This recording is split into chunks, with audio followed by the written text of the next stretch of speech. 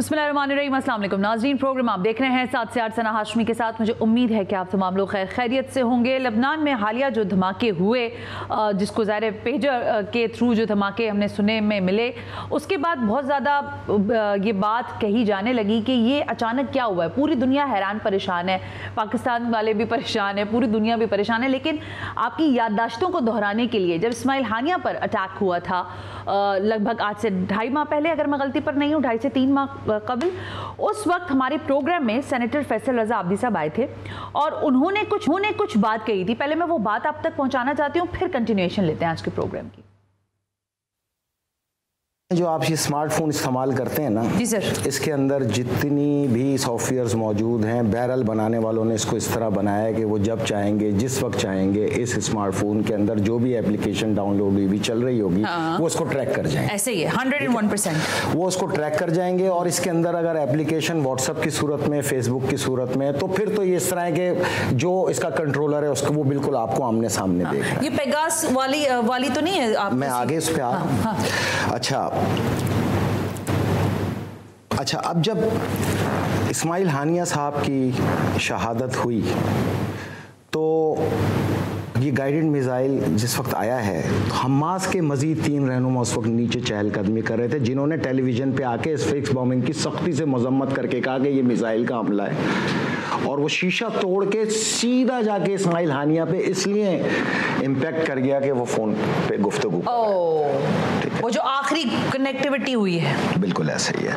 अच्छा, अब सोचने की बात है कि ईरान एम्बेसी पे जो हमला हुआ शाम के अंदर, ठीक है, वो भी गाइडेड मिसाइल, ठीक है। जो फवाद शेगर साहब पे हमला हुआ, वो रेजिडेंशियल एरिया में मौजूद थे, वो भी गाइडेड मिसाइल। अच्छा, जो तलीब अब्दुल्ला पे हमला हुआ, वो भी गाइडेड मिसाइल।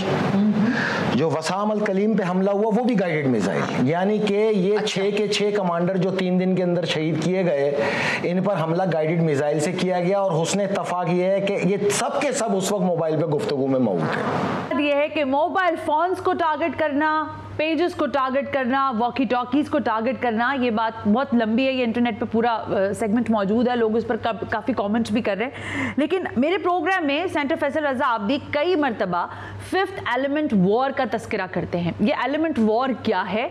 लबनान में हालिया जो ये हमले हुए हैं, इसकी अभी तक इसराइल ने बाज़ाब्ता जिम्मेदारी कबूल नहीं की है, लेकिन सारी आंखें और सारी निगाहें वही हैं। ज़रा सेनेटर फैसल रजा आब्दी से अब ये भी पूछना है कि आइंदा आने वाले दिनों में क्या होने वाला है, क्योंकि काफ़ी सारी प्रेडिक्शंस तो हमारी प्रोग्राम में आती हैं। सेनेटर साहब, थैंक यू वेरी मच कि आप तशरीफ लेकर आए। वक्त बड़ा मुख्तसर है, इसलिए हम जरा तेजी से आपके साथ चलेंगे। आज जब ये लबनान पर हमले हुए हैं, उसके बाद मैंने आपका ये क्लिप इंटरनेट पर दोबारा वायरल होते हुए देखा, इसलिए आज आपको जहमत भी दी है।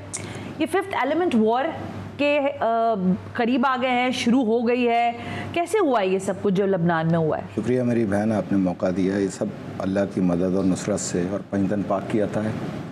उसको हमने तहकीक पे लिया, तहकीक के ज़रिए चीज़ों को आपके सामने लाए। There is a lot of difference between the production and the research. बिल्कुल ठीक है, वो तो सितारों के, सैयारों के हाल होते हैं, उससे हमारा ताल्लुक़ नहीं। हम तो एक रिसर्च, एक तहकीक के ज़रिए चीज़ें आपके सामने ले आते हैं, और इस पे बहुत शदीद मेहनत सर्फ होती है, इस पर टीम वर्क सर्फ होता है। 18-19 ममालिक के अंदर ये नेटवर्क जो है, इसको बनाने में 10 से 15 साल लगे हैं। एक्चुअल जो है ये है सोर्स ऑफ इंफॉर्मेशन, जिसको आप कह सकती हैं। देखें, ये 2 तरह की जंगें हैं जिसको हम आज डिस्कस करेंगे। एक पूरी दुनिया में, एक पाकिस्तान। अच्छा, अलग है, पाकिस्तान में अलग चल रही है, पूरी दुनिया में अलग चल रही है। अच्छा, ज़मीन आसमान का फ़र्क है। दुनियावी जंग के अंदाज हमने 10-11 महीने में हमने कोई 10 किस्तें की। जी बिल्कुल ऐसी है। उसमें आपने इस जंग को क्या तस्वुर किया? मतलब हर तरह से हो रही है, हर चीज चेंज है, जंगें भी हो रही हैं। और देखें, जब तीर भाले तलवार की जंग हुआ करती थी, उसके बाद बंदूक की जंग आई तो लोग उसको भूल गए, वो फिल्मों के किरदार के अंदर रह गई। बाकी दुनिया बंदूक, तोप, जहाज इसके उस पे आ गई। लेकिन अब दुनिया उसको भी तब्दील कर चुकी है। अब वो यानी कि जदीद तैयारे F-35, F-16, F-15 की जगह ले ली जनाब ड्रोन ने, ठीक है, जो कि इंतहाई कामयाबी के साथ अनट्रैकेबल है। जी, ठीक है।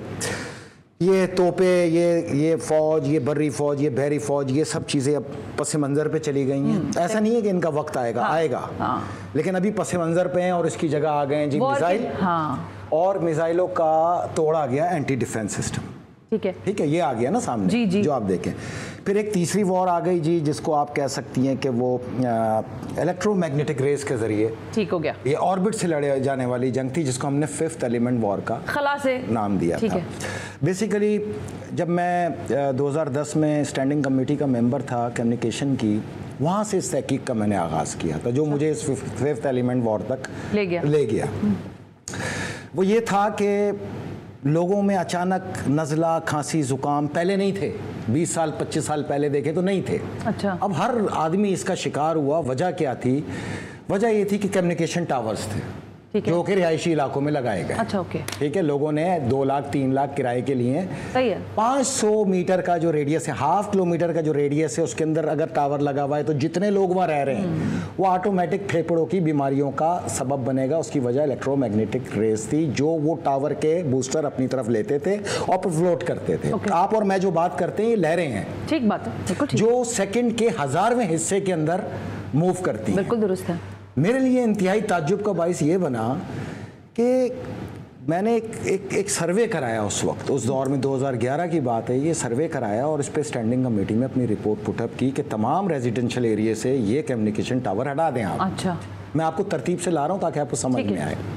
हटा दें ताकि लोग बीमारियों से बचें। ये फेफड़े, उसके अंदर मौजूद नालियों को, एक एक्सरे के अंदर आपको इतनी एहतियात करते हैं, तो एक्सरे से तो 10,000 गुना ज़्यादा खतरनाक ये रेज हैं। बिल्कुल ठीक है, जो बजरिया ऑर्बिट ट्रेवल कर रही हैं with in the seconds, orbit से ऑर्बिट तक जा रही हैं, ऑर्बिट में सैयारों के जरिए वो लोगों तक पहुंच रही हैं और एक कम्युनिकेशन का जरिया बन रहा है, जिसको आप आ जाए 3G 4G कह लें, 5G इससे भी खतरनाक, 6G इससे भी खतरनाक। यानी कि इंसान की हैसियत एक मलमल के टुकड़े से ज़्यादा नहीं रह जाएगी अगर ये रेजेस पूरी दुनिया के अंदर। इसलिए बैनुल अक़वामी ममालिक के अंदर अगर आप देखें तो ये टावर्स रेजिडेंशियल एरिया से बाहर लगाए जाते हैं। सिर्फ पाकिस्तान में आपको मिलेंगे, कमाई खाते हैं ये लोगों लोगों की ज़िंदगियों से खेलने वाली बात है। बहरहाल फिर आप आ जाएं थी, हम सुना करते थे एटम बम के लिए लाजिम है यूरेनियम। बिल्कुल ठीक है। यूरेनियम की अफरोजगी के बाद एटम बम बनता है। एटम बम एक बार इस्तेमाल हुआ हिरोशिमा नागासाकी पे, लेकिन खौफ की इद्दत 60 साल बरकरार रही। बिल्कुल ठीक बात है, हिली नहीं। अच्छा, अब उसको चेंज कर दिया है, नया हथियार आया है, नया एक मवाद आया है जिसका नाम है लिथियम, राइट। ठीक है। अब दुनिया में ये जो डिवाइसेस हैं, जो मैंने आपको लास्ट प्रोग्राम में, आज से नहीं, नवंबर 2023 से बता रहा हूं मैं आपको, इसका फिफ्थ एलिमेंट वॉर का ये एक बम है। इसके अंदर मौजूद बैटरी बम है, एक बम है लिथियम का, 2 से 3 ग्राम इस्तेमाल, 4 ग्राम 5 ग्राम इन बैटरीज के अंदर मौजूद है। ये कहना बिल्कुल गलत है कि कारें फटेंगी, इलेक्ट्रॉनिक डिवाइसेस फटेंगी, ये बैटरियां फटेंगी, इलेक्ट्रिकल कारें फटेंगी, झूठ है। अच्छा, जहां बैटरी है उसमें लिथियम है, बस वही ब्लास्ट करेगा, जो चीज बैटरी से चल रही है। अच्छा, अब ये बम है जिसको लेने के लिए अब जो ऑर्बिट में इसका सैटेलाइट है, जो उसका सैटेलाइट हैंडलर है, वो मखसूस नंबर चूज़ करता है। चूज़ करने के बाद उस पर फ्रीक्वेंसी को शूट करता है, जिससे बैटरी जो है, आप बैटरी को आईफोन की मुसलसल चार्ज पे लगा दें, 2 दिन फट जाएगी, बिल्कुल फट जाएगी। तो वो जो फ्रीक्वेंसी शूट कर रही है वो इसके ब्लास्ट का सबब बन रही है। अब ये आपकी जेब में है, इधर जेब में है, पीछे जेब में है, हाथ में है, और अगर आप बात कर रहे हैं तो आपके चेहरे के करीब है। तो इसमें इतना मवाद ज़रूर है कि वो कम से कम वो हिस्से को फारिग कर देगा और इंसान या तो हाथ पैर से जाएगा, या फिर अगर वो बात कर रहा है जाया हो सकती है कुछ नहीं जी, पूरा हिस्सा ही खत्म। अच्छा, खत्म। ये तो बम है, एक लिमिटेड बम है, ठीक है ना। अब दुनिया ने अपनी करवट को चेंज किया और ऑर्बिट से वॉर पे चले गए। ऑर्बिट के वॉर का इस्तेमाल खुद ईरान ने किया। ईरान ने तमाम टेक्नोलॉजी को जाम किया और हमला किया। ये उसकी जदीदियत थी, ठीक है, ये इनकी जदीदियत थी। इसके बारे में मैंने आपको उस दिन ये आगाह किया था, इस्माइल हानिया साहब वाले दिन, कि 2000 टारगेट वो अप्रूव कर चुके हैं कि ये होना ही होना है। और मैंने उस प्रोग्राम में यही उनको गाइड किया था कि आप इसको हटा के मुवासलाती निजाम पे चले जाएं। ये सेल फोन, ये चार्जर, ये लैपटॉप, ये आपके लिए मौत है। ठीक है। तो मैंने आपको 2000 बताए थे, उन्होंने 5000 चूज किए। अच्छा, 5000 उन्होंने चूज किए। 2000 इम्पैक्ट नहीं थे, उन्होंने उस वक्त 2000 थे। ठीक है। लेकिन ये टोटल तादाद जो है दुनिया में, ये 50,000 लोगों की है जिनको उन्होंने टारगेट करना है वाया दिस डिवाइस। लेकिन एक सेकंड ना फैसल साहब, इसमें कहा जा रहा है कि जो मैसेजिंग है वो पेजर्स फटे हैं। जो बात हो रही है कम्युनिकेशन डिवाइस है ना, उसमें भी तो बैटरी है ना, बैटरी तो है ना। आप कम्युनिकेशन डिवाइस, जिस चीज में इंटरनेट इस्तेमाल होगा वो ब्लास्ट करेगा। अच्छा। और इंटरनेट का इस्तेमाल जाहिर बात है मवासलात ऑर्बिट से है। सही है, ठीक है ना। तो ये अब मैं आपको ये जो बात बताने जा रहा हूँ, ये 50,000 लोगों की टारगेट होनी है इसके अंदर, दुनिया ऑल ओवर द वर्ल्ड। अच्छा। मेजोरिटी इसके अंदर China, Russia, north Korea, Iran, Iraq, शाम, लबनान, यमन और पाकिस्तान भी इसी लिस्ट के अंदर मौजूद है। पाकिस्तान में भी उन्होंने सर्टेन मैं आपसे एक बात बोलूं, ये लिथियम की जो आपने अभी बात की है, तो ये डिवाइस के तौर पर मोबाइल फोन क्या अमेरिकन यूज नहीं कर रहे? वही आपको अर्ज कर रहा हूँ, तो टेक्नोलॉजी तो उन्हीं के हाथ में ना। नहीं तो अगर वहां पर कोई क्या देखें, ये तो आगे चल के माफिया के हाथ में आने वाली है। मैं आपको जो अर्ज कर रहा हूँ, दुनिया ने खतरनाक कत्लेआम पे जाना है। जो जिसको पसंद नहीं करेगा वो इस टेक्नोलॉजी के जरिए उसको ब्लास्ट करके फारिग कर देगा। एक नया कत्ल का तरीकेकार सामने आया है और ये वसी पैमाने पे आएगा। अभी तो ये कुछ भी नहीं, टेस्टर के तौर पर आ गया ये मुझे तो ऐसा लग रहा था कि इसराइल ने एक टेस्ट दिया है कि ये भी हो सकता है। जब इस 5th एलिमेंट वॉर में गया ना, और जैसे जैसे हम जाते जा रहे हैं, हमारी हैरत की इंतहा नहीं है कि इसका कोई एंड ही नहीं है। अच्छा, मतलब ये तो कुछ भी नहीं है जो इन्होंने टेक्नोलॉजी बनाई है। हाँ। जिस पे ये ग्रिप रखते हैं। हाँ। वो मैं मंजर आम पे आहिस्ता आहिस्ता लाऊंगा अगर जिंदगी रही तो। बिल्कुल ठीक है, ठीक है। लेकिन अभी तक जितना मैं गया हूँ, मेरी समझ से बाहर है कि दुनिया कहाँ पहुँच गई। ये इंसानों का काम नहीं है, ये बस बराह रास्त दज्जाल ने अपनी हाकिमियत का ऐलान कर। लेकिन ये हिजबुल्लाह की जो पूरी कमांड सिस्टम था उसको पूरा ट्रैप कर दिया गया, खत्म कर दिया गया, और दूसरी तरफ इसराइल ने अपनी पूरी सलाहियत जो है वो दिखाने की कोशिश की कि हम यहाँ तक जा सकते हैं। अभी कुछ नहीं किया, वो उस वक्त होशियार हो चुके थे।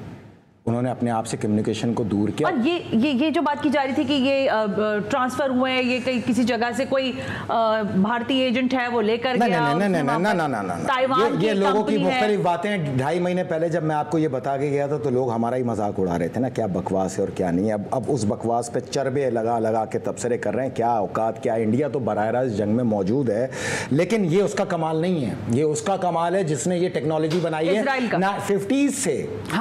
सेटेलाइट को ऊपर ले जाया जा रहा है, पूरे सिस्टम बनाए जा रहे हैं। इसमें 50-60 साल उन्होंने खर्च किए हैं, दिहाइयां खर्च किए हैं। खलाई सैयारे तो सैकड़ों में हैं। बिल्कुल बिल्कुल। लेकिन खलाई स्टेशन चंद हैं। एक्चुअल जो ये कंट्रोल है ये खलाई स्टेशन से है। ठीक है ना। अब जो मैं आपको बताना चाह रहा हूं, दुनिया में आज से 2019 और 20 में एक फैसला होता है। बैटरीज को खत्म करके दुनिया को मवासलाती सेलफोन्स के ऊपर लाना होता है। कत्ल भी है, एक चीज़ का खात्मा भी है और एक चीज़ की आमद भी है। एक टेक्नोलॉजी का खात्मा है, इंटरनेट, सेलफोन, स्मार्टफोन, इनका खात्मा है। लोग इतना डर जाएंगे इस कत्लेआम से कि वो बैटरी वाले तमाम फ़ोन को तल्फ करेंगे और वो फ़ोन लाएंगे सैटेलाइट जिसके अंदर बैटरी और चार्जर की ज़रूरत ही नहीं है, जो कि आने के लिए तैयार खड़े, जिसकी प्रोडक्शन करोड़ों की तादाद में ऑलरेडी हो चुकी है। चाहे वो टेस्ला से आए, चाहे फला से आए, चाहे फला से आए, जिस कंपनी से भी आए, वो रेडी है। दुनिया के अरबों इंसान इन फ़ोन को तल्फ करेंगे और वो फ़ोन को हासिल करेंगे, तो एक कसीर ज़र मुबादला जनरेट होगा, उस तरफ जाएगा। दुनिया की तमाम पैसे जो मौशी सूरत हाल है, सोना होने के बावजूद, चांदी होने के बावजूद, कॉपर होने के बावजूद, वो कहाँ जा रहा है? लिथियम में जा रहा है। दुनिया में खरीदारी लिथियम की चल रही है। अफगानिस्तान में 20 साल अमेरिका ने जो हाकमियत कायम की वो लिथियम की वजह से की। लिथियम अफगानिस्तान में 5.25% मौजूद था, जो आया $550 पर परसेंटेज। लिथियम की कॉस्ट है, दुनिया की महंगी तरीन धात है। तो लिथियम जो है वो नेक्स्ट एटम को जो अब रिप्लेस कर रहा है वो लिथियम कर रहा है। नहीं, लेकिन एक चीज मुझे समझ में आ रही, कंफ्यूज करिए, जो आगे आप कह रहे हैं ना लोग इससे दूर हो जाएंगे, मोबाइल फोन से नहीं इस्तेमाल करेंगे, तो वो जो दूसरी टेक्नोलॉजी पे जाएंगे वो इससे खतरनाक बम होगा। उसकी वजह ये है कि आप बराह रास्त सैटेलाइट के कंट्रोल में, दैट्स आई एम आस्किंग ना, हाँ, कि उस भी सूरत में आप हैं तो सैटेलाइट के उसमें ना, वो इससे ज्यादा खतरनाक है। उसमें आप गुलाम हैं।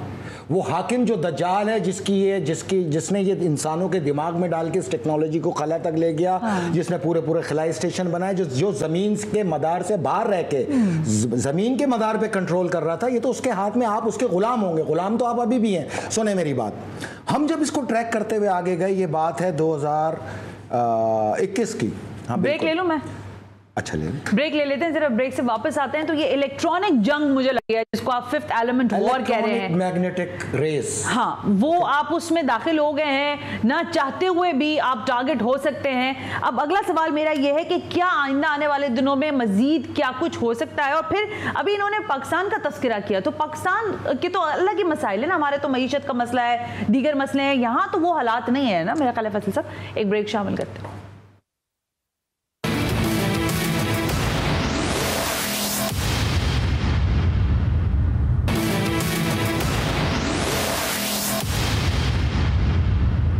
वेलकम बैक नाज़रीन, हम ब्रेक पर थे। सेंटर फैसल रजा आब्दी मेरे साथ ही हैं। सेंटर साहब, कई सवाल हैं। एक तो लोग ज़ाहिर आप जब ये इतनी बात कर रहे हैं ना, तो फिर लोग ये पूछ रहे हैं कि ये जंग कहाँ जा रही है, इसकी प्रेडिक्शन क्या है, आगे कहाँ खड़े होंगे, फिर हिजबुल्लाह बदला कैसे लेगी, ये अहम सवाल है। फिर अभी आपने मुझे जाते जाते जो बात की है, उसमें अगर ये सब खत्म हो जाएगा तो चाइना को कहा जाता है कि उसकी तरफ से कुछ सेलफोन्स की मैन्युफैक्चरिंग हो रही है और वो सेलफोन्स जो हैं कुछ नहीं जी, ये सब बेकार है। जिसके अंदर बैटरी है वो डिवाइस ने ब्लास्ट करना है विद इन द सेकेंड। जिसको चाहेंगे नॉमिनेट करेंगे। अच्छा मैं आपको बताऊं, ये फ़ोन ख़त्म होने जा रहे हैं ना, बता दिया ना आपको। इंटरनेट, ये आईफोन, ये फला फ़ोन, ये सब ख़त्म।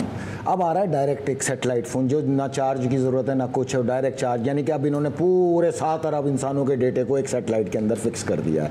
ट्रेस कैसे करते हैं? मैं इस फ़ोन से बात नहीं करता, मैंने आपका फ़ोन लिया बात करने के लिए। आप मेरी बात पर यकीन रखें, हम इतना डीप इनमें जा चुके हैं और इसको तस्खीर कर चुके हैं कि आपका सिर्फ 2 या 3 सेकेंड आप 4 लफ्ज़ बोल दें, 90 सेकंड के अंदर ये उस डिवाइस को भी ट्रैक कर लेंगे आपकी आवाज़ से। 6-7 अरब इंसानों में से आपकी आवाज़ को ट्रैक करेंगे, आपके इंस्ट्रूमेंट की लोकेशन तय करेंगे, उसके अंदर इलेक्ट्रोमैग्नेटिक रेस को फ्लो करके और इसको ब्लास्ट कर देंगे। इतना इजी। अब उन्होंने क्या किया, इन सब बखेड़ों को समेट दिया और 1 शॉट ले लिया अब इन्होंने मुवासलाती निज़ाम के ऊपर कि डायरेक्ट अब ऑर्बिट के अंदर आप मौजूद होंगे। वो जैसे चाहेंगे आपको तो कंट्रोल करेंगे। पेजर को कैसे इन्होंने डिटेक्ट? पेजर भी तो बैटरी होती है ना। देखें, मैंने आपको बताया ना, आप सिर्फ वॉइस दें, वॉइस किसी भी फ़ोन से किसी भी जगह से वॉइस दें आप, ये उसको 90 सेकेंड में ट्रैक कर लेंगे कि ये बंदा यहाँ खड़े फिर ये जो खबरें आई कि वो इलेक्ट्रॉनिक डिवाइसेस, किचन अप्लायंसेस जल गए, कुछ नहीं, बेफिक्र है। मैं आपको जो बता के जाऊंगा ना, वो जो बैटरी से चलने वाली गाड़ियां हैं वो कुछ नहीं जी, कुछ है ही नहीं, सब बकवास बातें हैं। तो उसमें लिथियम अभी तक जहां हम पहुंचे हैं, जितना मैं पहुंचा हूं वो मैं आपको बता रहा हूं। आप मुझे कह रहे हैं जो भी चीज बैटरी से चलेगी, बैटरी को उड़ाएंगे ना। तो जो गाड़ियां बैटरी पर है तो इलेक्ट्रिकल से ना, वो तो देखें, वो जितनी भी गाड़ियों तक तो मेरी अभी पहुंच नहीं है। जहां तक मैं पहुंचा वो मैंने आपको बता दिया। ओके। अभी सिर्फ वो कम्युनिकेशन डिवाइस है, ठीक है, बस। इसके अलावा कुछ लैपटॉप है, पेजर है, सेलफोन है, दैट्स ऑल। ये बस अभी तक तो हम यहीं पर हैं। चलें, ठीक है।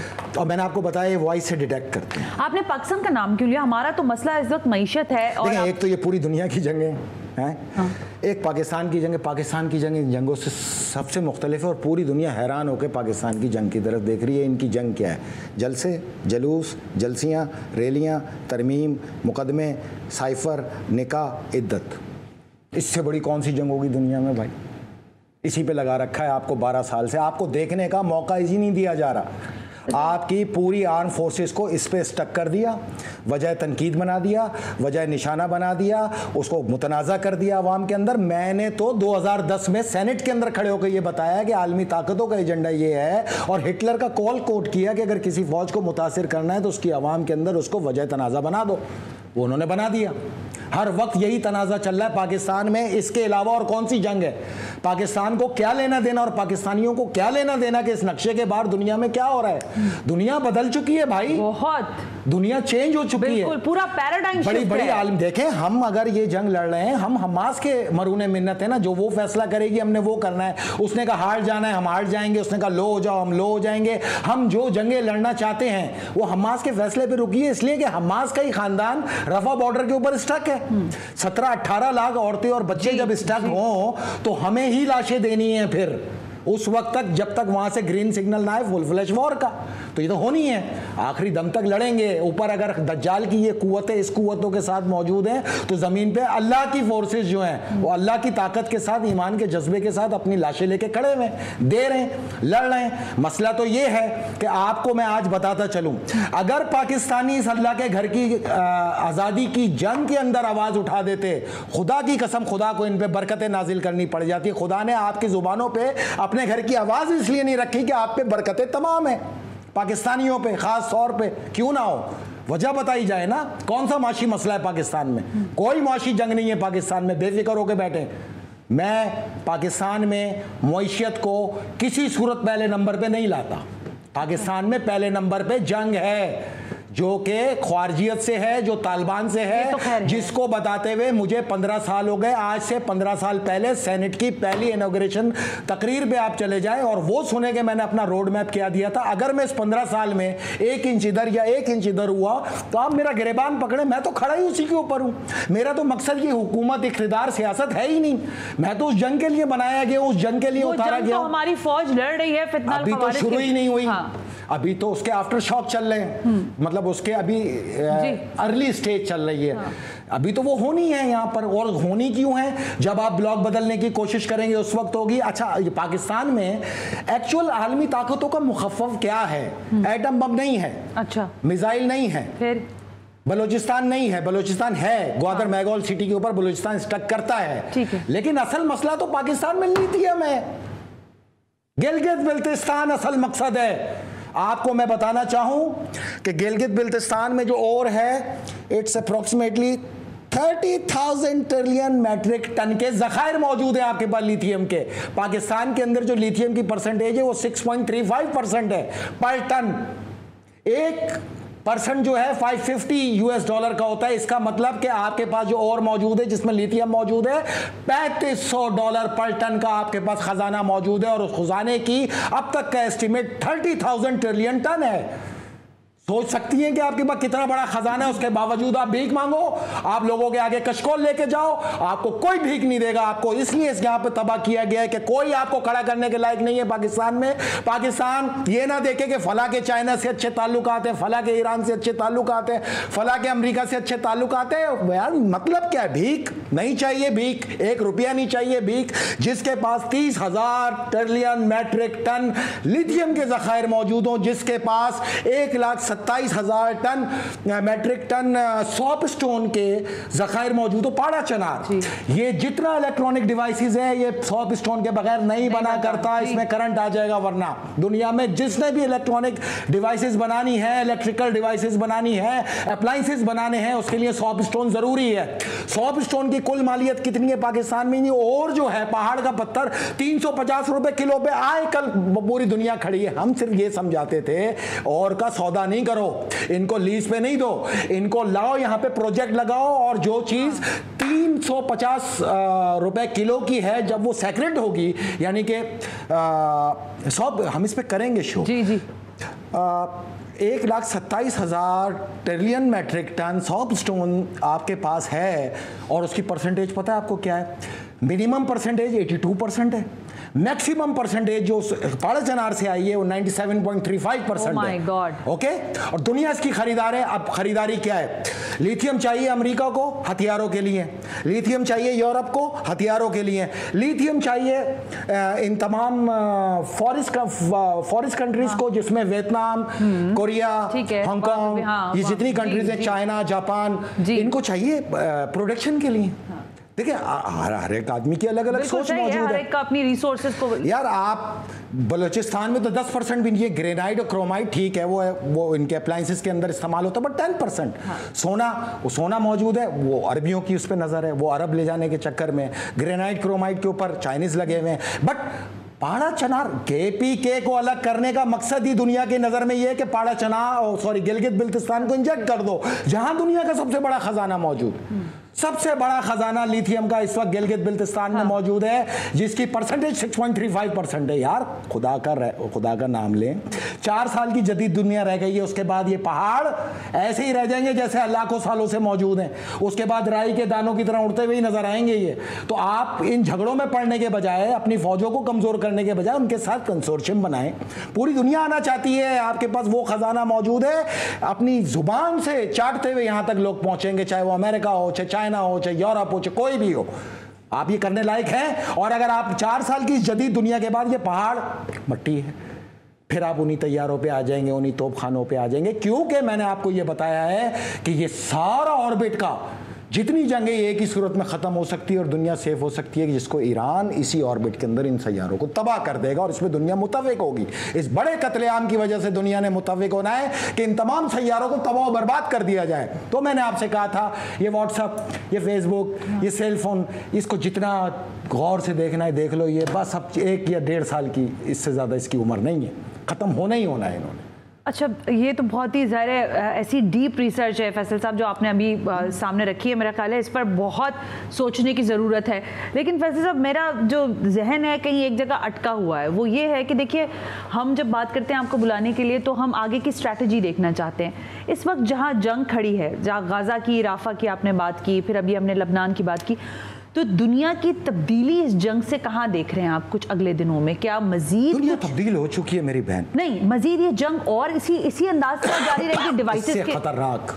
अच्छा, ये और ऐसे और हमले हो सकते हैं भाई? ये तो मैं आपको बता रहा हूँ ना कि मतलब जितना इसके अंदर डीप जाते जा रहे हैं, हैरान है कि इसका कोई एंड ही नहीं है। इसमें तो वो तरीक़ेकार सामने आ रहे हैं कि मतलब मुझे तो ये दुनिया ऐसा लग रहा है जैसे एक हाकिम बैठा है और उसके आगे गुलामों की ये साथ। तो इजराइल जो है ये सारी चीज़ों को कंट्रोल यही है। फेसबुक हो, इंस्टाग्राम हो, ट्विटर हो, टिकटॉक हो, ये जितनी एप्लीकेशंस हैं ही उन्हीं के पास।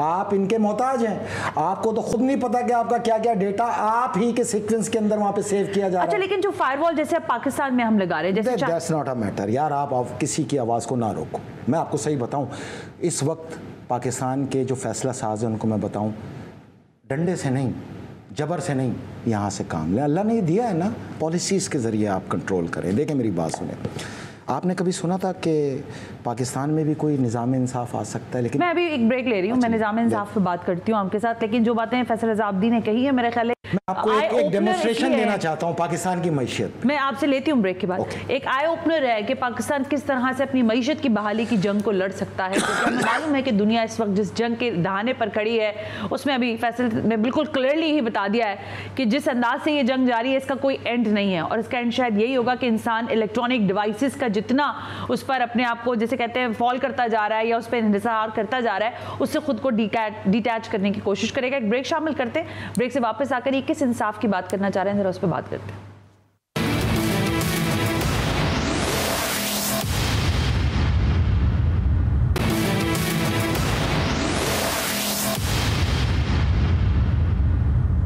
Welcome back. वक्त बहुत कम है लेकिन ज़ाहिर है मुझे हिजबुल्लाह के हवाले से बात करिए। फैसल साहब, छोटी सी बात आगे करके मैं जानना चाहती हूँ, आपने जो लास्ट सेगमेंट में कहा यानी मईशत पाकिस्तान का मसला नहीं। No no no no, not at all यार। 1 रुपया मांगने की जरूरत नहीं है। पाकिस्तान बहुत अमीर है। देखो मेरी बात सुनो, ये पाकिस्तान है, फ़र्ज़ कर लें ये पाकिस्तान की मईशत का बंटवा है। ओके, अब ये है मईशत जो कि इकोनॉमी है आपकी, ये भर गया। हाँ, अरे ये मईशत रुक क्यों नहीं पा रही? उसकी वजह क्या है? ये ओके, ये कस्टम है, ये FBR है, ये ब्यूरोक्रेसी है, ये अवाम है, ये सियासतदान है, ये बह रहा है I know, हाँ, अब ये खाली हो रहा है गिलास, खाली हो रहा है ना।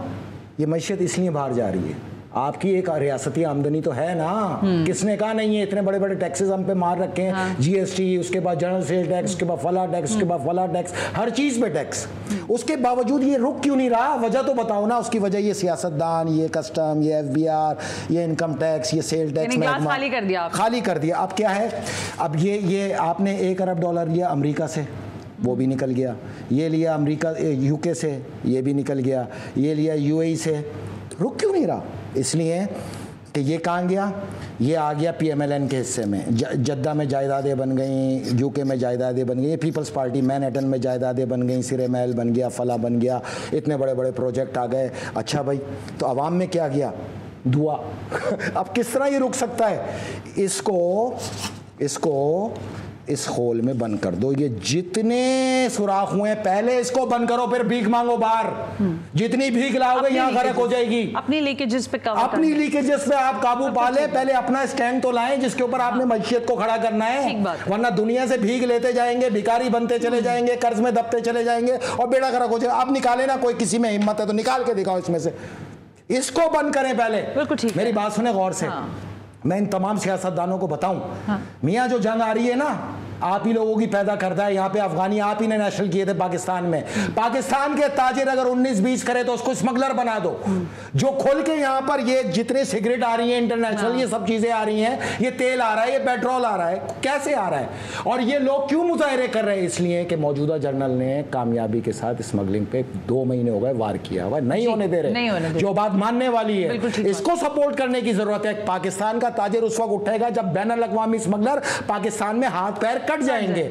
और अगर सुनो, जायदादें तुम्हारी हैं, फैक्ट्रियां तुम्हारी हैं, प्रोजेक्ट तुम्हारे हैं, बिल्डिंगें तुम्हारी हैं, हाई राइज तुम्हारे हैं, पेट्रोल पंप तुम्हारे हैं, शुगर मिलें तुम्हारी हैं, कारखाने तुम्हारे हैं, महलात तुम्हारे हैं। अगर यहाँ जंग होगी तो ये गरक होंगे ना। हमारा तो कुछ नहीं, हमें तो तुमने पहले ही बर्बाद किया। डरना उस दिन से जिस दिन हमने फैसला किया कि हमारा क्या है, होता है बर्बाद हो जाए, फिर इस फैसले पे आ जाते हैं। फिर ये फिरका वाराना तासुब, लिसानी तासुब को अगर साइड में रख के बात नहीं की तो फैसला यही होगा, खुशी और गम अपना अपना। हम नहीं डूबेंगे, हम तो पहले ही डूबे हुए। डूबोगे तुम, तुम्हारे प्रोजेक्ट जो तुमने पाकिस्तान को लूट लूट के बनाए, जो पूरी दुनिया में $500 अरब की जायदादें हैं, बाहर भीख मांगने से पहले वो लेके आओ पाकिस्तान में। जो बात है करने वाली, देखिए इतना अच्छा काम कर रही है आपका आर्मी चीफ, और आर्मी स्मगलिंग को रोक चुकी है। तभी तो बलूचिस्तान में इंसर्जेंसी है, तभी तो KPK में इंसर्जेंसी है। उनकी मंशियात नहीं आ रही, इनका तेल नहीं आ रहा, इन्होंने मुजाहरे शुरू कर दिए। हम तो इसको सपोर्ट करेंगे ना, अपने इदारों को। लेकिन उनसे भी मैं कहूंगा, आपकी इतनी नेकियां पता है क्यों ज़ाया हो रही हैं जो लोगों में डिस्कस नहीं हो रही? उसकी वजह यह है, जब पीपल्स पार्टी के वजीर बैठ के करप्शन पे बातें करेंगे तो ये मजाक नहीं, ये लतीफ़ा नहीं। इससे बड़ा क्या लतीफ़ा होगा? तो आपकी जितनी कामयाबियां हैं, ये जो हुक्मरान आपने बिठा रखे हैं, जब तक ये बैठे वो लानती रहेंगी। उसको ना कबूल किया जाएगा, ना अप्रिशिएट किया जाएगा। हालांकि हमारा ये फ़र्ज़ बनता है कि हम इस स्मगलिंग को रोकने की जो मुहिम है उसको कामयाबी से करें। नहीं, ये बात तो है। और लास्ट 1 मिनट है, बस मुझे सिर्फ ये बताएं कि आप वो कोई इंसाफ की बात भी कर रहे थे कि आप इंसाफ का कोई अमल, उसके बगैर तो माशरा नहीं चलता ना। हाँ, तो पाकिस्तान में देखें, हमारी एक आदत है, हम किसी की भी अच्छाई को माइनियर कर देते हैं अपने मुफाद की खातिर। पूरी दुनिया कह रही है पाकिस्तान में एक जर्नल का इंसाफ शुरू हो गया। ये इतना सा सच है, पूरे सच पे आओ। पाकिस्तान में अव्वल खेज बात दरवेश, चैरिटी बिगिंस एट होम, एक मुहावरा है, आपके सामने है ना जी। और हम जब सियासतदानों से करप्शन पे वार करने का पूछते थे, वो कहते थे जनरलों पे कौन करेगा। तो आप कहते हैं कि जनरल पे होगा, ये झूठ है। 1,500 से ज़्यादा ऑफिसर्स पे अब तक 1.5 साल के अंदर मौजूदा चीफ ऑफ आर्मी स्टाफ ने करप्शन के खिलाफ ना बरतरफ हुए हैं, जेल हुई है, जो बात है मानने वाली। हम उनसे ये तकाजा करते हैं, आपने अपने घर से सफाई के अमल का आगाज़ किया, अब इन नासूरों पे तवज्जो दें। पूरी सपोर्ट करेंगे, पूरी सपोर्ट करेंगे इस नासूर पे, इस ब्यूरोक्रेसी पे, इस कस्टम्स पे, इस पे लोगों पे, इन सियासतदानों पे। और अगर आप ये कर गए तो फिर खजाना आपके पास 30,000 ट्रिलियन मैं वही कहती हूं, अनकाउंटेबल है, 1,27,000 ट्रिलियन मेट्रिक टन अनकाउंटेबल है। फैसले साहब खत्म हो गया है, but thank you very much for this today's information. बहुत बहुत शुक्रिया आज के प्रोग्राम से सनाश में दीजिए। हिजबुल्लाह का अगला मूव क्या होगा ये हम आपको अगले किसी प्रोग्राम में इंशाल्लाह जरूर बताएंगे। लेकिन अभी तक के हालात बिल्कुल अभी तक के हालात ये हैं कि इन डिवाइसेस के साथ अगर आपने जिंदा रहना है आगे, तो फिर इसकी एक भारी कीमत अपनी जिंदगी की सूरत में अदा करनी हो सकती है। आज के प्रोग्राम से सनाश में को इजाजत दीजिए। अल्लाह हाफिज।